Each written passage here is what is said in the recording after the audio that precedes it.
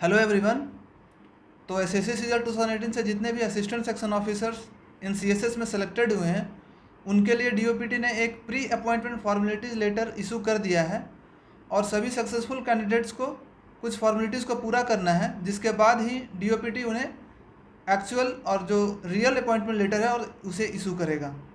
तो आज हम इस वीडियो में उसी फॉर्मेलिटीज़ के बारे में बात करेंगे और जानेंगे कि आपको उस फॉर्मेलिटीज़ को पूरा करते समय कौन कौन सी बातों को ध्यान रखना है। और मैं आपसे अपना पर्सनल एक्सपीरियंस भी शेयर करूंगा कि मैंने अपने फॉर्मेलिटीज़ को पूरा करते समय कौन कौन सी बातों को ध्यान रखा था और कौन कौन सी चीज़ों को किया था। इसमें मैं अपना मेडिकल का एक्सपीरियंस बताऊंगा, प्लस साथ में कौन कौन से एड्रेस आपको अटेस्टेशन फॉर्म में फिल करना है।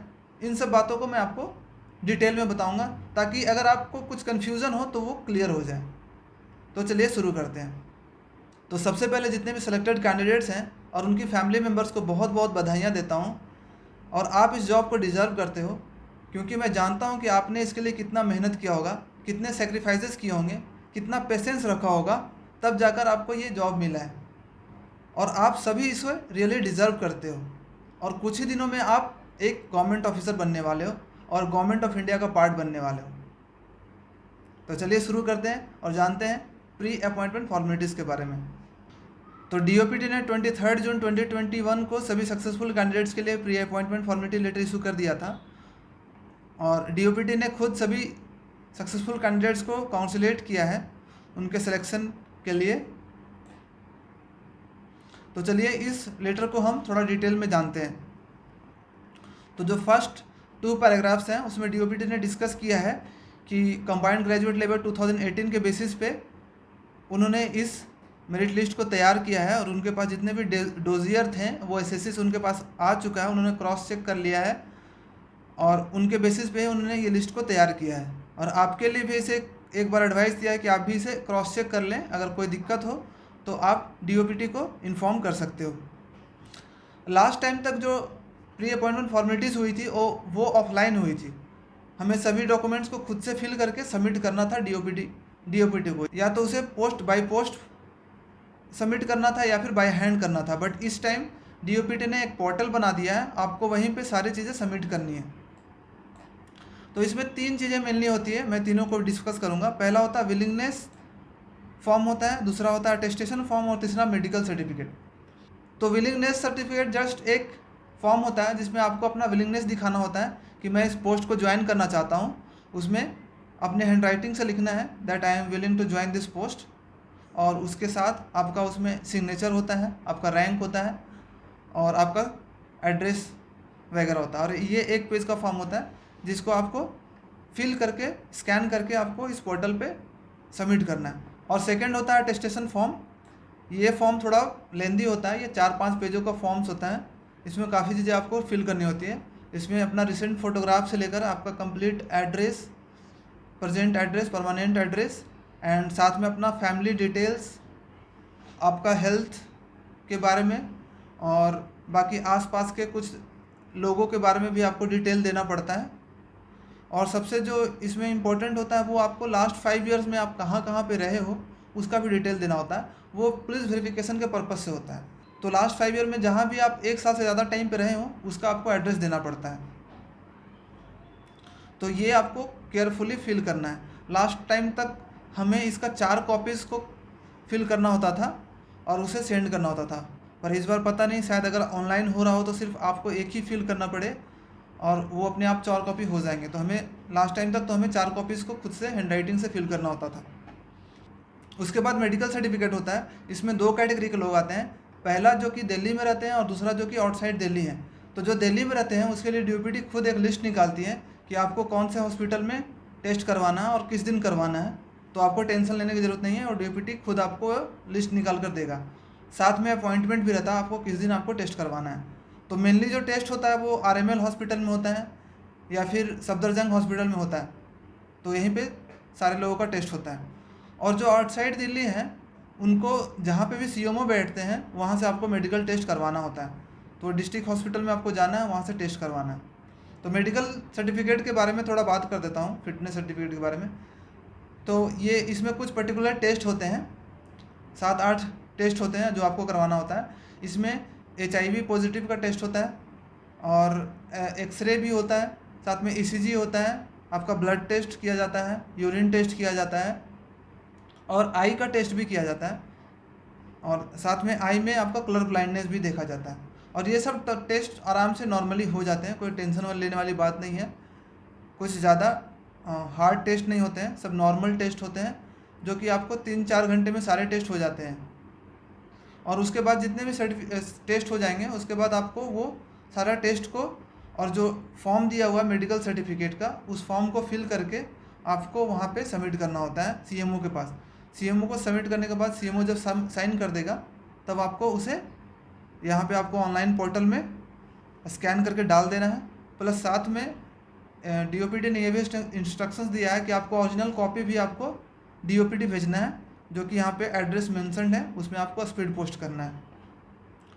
और आपको ये ध्यान रखने वाली बात है कि जितना भी टेस्ट है, जितना भी आप टेस्ट करवाते हैं उसका रिपोर्ट आपको नहीं चाहिए। जो आपका सीएमओ जिसमें साइन करता है और जो यहाँ पे जिसका अनेक्स्चर्स दिया हुआ है, मेडिकल सर्टिफिकेट का जो फॉर्मेट दिया हुआ है, आपको जस्ट वही फिल करके आपको डीओपीटी में सेंड करना है या फिर स्कैन करना है। एक बात और, जो कि दिल्ली पुलिस वेरिफिकेशन के लिए भी एक फॉर्म है। अगर जो लोग दिल्ली में रहे हैं काफ़ी दिनों तक, जैसे कुछ लोग प्रिपेयर कर रहे होंगे लास्ट 5 ईयर्स में, या फिर कुछ लोग दिल्ली में ही सेटल्ड होंगे, उनका परमानेंट एड्रेस कहीं और हो लेकिन कुछ 2-3 साल पे दिल्ली में कहीं पर रहे हों, तो उनको भी एक एडिशनल फॉर्म फिलअप करना होता है, जो कि आपको दिल्ली में आप जहाँ रहे हो उसका डिटेल देना होता है। और वहाँ पे उस एड्रेस पे आपका पुलिस वेरिफिकेशन आता है। सीएसएस में ज्वाइन करने से पहले जॉब कर रहा था यहाँ पे 2 साल से, तो मैं भी दिल्ली में रहता था, तो मैंने भी एड्रेस डाला था अपना दिल्ली का, तो उस जगह पे मेरा पुलिस वेरिफिकेशन आया था। मैंने खुद वो पुलिस वेरिफिकेशन करवाया था, कॉल आया था मुझे, मैं वहाँ पे जाकर करवाया था। तो ये आपको ये भी सबमिट करना होता है अगर आप दिल्ली में रहे हो।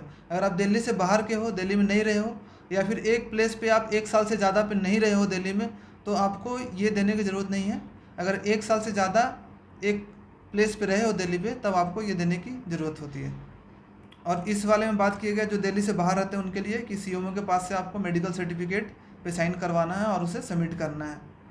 और इसका ओरिजिनल कॉपी भी आपको बोला गया आपको सेंड करने के लिए। अंडरसाइंड जो है एड्रेस है, इस पर करना है। तो अंडरसाइंड एड्रेस है वो है, ये है, इस एड्रेस पे आपको सेंड करना होता है। आपको इस एड्रेस पे आपको सेंड करना होता है। और आपको जितना भी अटेस्टेशन फॉर्म फिलअप करना है और सबमिट करना है, वो आपको लेटेस्ट बाई 12 जुलाई शाम के 5:30 से पहले आपको कर देना है, ठीक है। तो आप ये इस बात को ज़रूर ध्यान रखना कि 12 जुलाई से पहले आप सारा काम कर दो, अपना सारा भी जितना भी फॉर्मेलिटीज़ है आप उसको पूरा कर लो। उसके बाद बहुत सारे ऐसे लोग होंगे जो टेक्निकल रेजिग्नेशन के थ्रू इस पोस्ट को ज्वाइन कर रहे होंगे, तो उनके लिए एक फ्रेश मेडिकल सर्टिफिकेट बनवाने की ज़रूरत नहीं है। वो अपना जो करंट ऑफिस में जो मेडिकल सर्टिफिकेट आपने जमा करवाया था उसी को आप डीओपीटी फॉरवर्ड करवा सकते हो। इसके लिए आपको सिंपली क्या करना है, आपको एडमिन सेक्शन में एक लेटर लिखना है और उसमें ये मेंशन करना है कि आप मेरे मेडिकल सर्टिफिकेट को अटेस्ट करके डीओपीटी में बाय दिस डेट जमा करवा दें। प्लस साथ में अगर आप एक कॉपी अपने लिए भी मंगवा लो तो ज़्यादा बेटर रहेगा, ताकि इन फ्यूचर आपको वो सर्टिफिकेट गलती से डीओपीटी नहीं गया हो तो आप उसे सबमिट कर सको। ऐसे कोई प्रॉब्लम नहीं होगी आपको। अगर वो टाइम पे नहीं आता तो आपको डीओपीटी रिमाइंड करवाएगा कि आपका मेडिकल सर्टिफिकेट नहीं आया, आप उसे जमा करवा दें। और अगर आप चाहते हैं कि आप फ्रेश भी बनवा के जमा करना चाहते हो तो आप फ्रेश भी बनवा कर कोई भी हॉस्पिटल से उसे जमा करवा सकते हो, कोई दिक्कत वाली नहीं बात है। आप फ्रेश भी बनवा सकते हो, वो भी काम करेगा। प्लस साथ में कुछ और भी इंस्ट्रक्शन डीओपीटी ने दिया है जो आपको पढ़ लेना है। इसमें उन्होंने ये बोला है कि जितना भी ये सिलेक्शंस हुआ है, अपॉइंटमेंट है, वो उनको जितने भी डाटा मिला है, जितने भी इन्फॉर्मेशन उसके पास है, उसके बेसिस पे हुआ है। तो आपको सभी इन डॉक्यूमेंट को आपको जब ज्वाइन करते हो तो उस समय आपको सबमिट भी करना होगा, तभी आपका ज्वाइनिंग कंफर्म माना जाएगा। साथ में डीओपीटी ने आपको ये भी इंस्ट्रक्शन दिया है कि आपको एक फाउंडेशन ट्रेनिंग कंप्लीट करना होगा, जो कि कंपलसरी है। और प्रोबेशन आपका तभी कंप्लीट माना जाएगा जब आप इस फाउंडेशन ट्रेनिंग को कंप्लीट करते हो, और ये आईएएस टीम द्वारा ऑर्गेनाइज किया जाता है। और मुझे लग रहा है कि इस बार आपका जो ट्रेनिंग है वो ऑनलाइन होगा, तो आपको जो ऑफलाइन का जो ट्रेनिंग का मज़ा है, भारत दर्शन, पार्लियामेंट विजिट्स हैं, वो सब शायद आप मिस कर जाओगे। हमारा जो ट्रेनिंग हुआ था वो तो फिजिकल ट्रेनिंग स्टार्ट हुआ था, बट लॉकडाउन के कारण हमारा ट्रेनिंग बीच में रोक दिया गया था। और उसके बाद जो 2 मंथ का ट्रेनिंग हुआ था वो हमारा ऑनलाइन हुआ था। पर ऑनलाइन ट्रेनिंग में ये फ़ायदा है कि आप अपने घर पे रहकर इस ट्रेनिंग को अटेंड कर सकते हो आराम से, कोई दिक्कत की बात नहीं है। पर जो ऑफलाइन ट्रेनिंग का मज़ा है, जो आपको लाइव मिलेगा, जो फ्रेंड सर्कल मिलेगा, वो शायद ऑनलाइन में नहीं मिल पाता है। तो आप ये चीज़ें मिस कर जाओगे। उसके बाद कुछ और भी इंस्ट्रक्शंस डीओपीटी ने दिए हैं जो कि आपको पढ़ लेना है, कि आपको सारे भी जितने भी सर्टिफिकेट्स हैं वो जेन्युइन आपको देना है। कोई भी अगर उन्हें लगता है कि वो सर्टिफिकेट सही नहीं है या फिर आपने सही एड्रेस नहीं दिया, सही इन्फॉर्मेशन प्रोवाइड नहीं किया, तो आपका कैंडिडेचर कैंसिल हो सकता है। तो ये थे कुछ बातें जो आपको ध्यान रखनी है। साथ में डीओपीटी ने जितने भी सेलेक्टेड कैंडिडेट्स हैं उनका लिस्ट भी दिया हुआ है, और 954 स्टूडेंट इस बार सेलेक्टेड हुए हैं। शायद ही इतना कैंडिडेट कभी किसी साल सेलेक्ट हुए होंगे एसओ सीएसएस में, और एक बहुत बड़ा नंबर है, और सभी लोग यंग लोग हैं। और इसमें जो टॉप पे है वो झिलमिल बंसल है जिनका रैंक 25 है। तो congratulation to all of you जितने भी 954 सेलेक्टेड हुए हैं। तो जितने भी सेलेक्टेड कैंडिडेट्स हैं उनके लिए मेरी तरफ से एक छोटा सा मैसेज है कि 954 स्टूडेंट एक काफ़ी ह्यूज नंबर है और सभी यंग माइंड है। अगर हम चाहें तो एक काफ़ी बड़ा बदलाव ला सकते हैं सीएसएस कैडर में और मिनिस्ट्री में, और जो भी परसेप्शन बना हुआ लोगों का गवर्नमेंट जॉब से रिलेटेड, उस परसेप्शन को हम ब्रेक कर सकते हैं।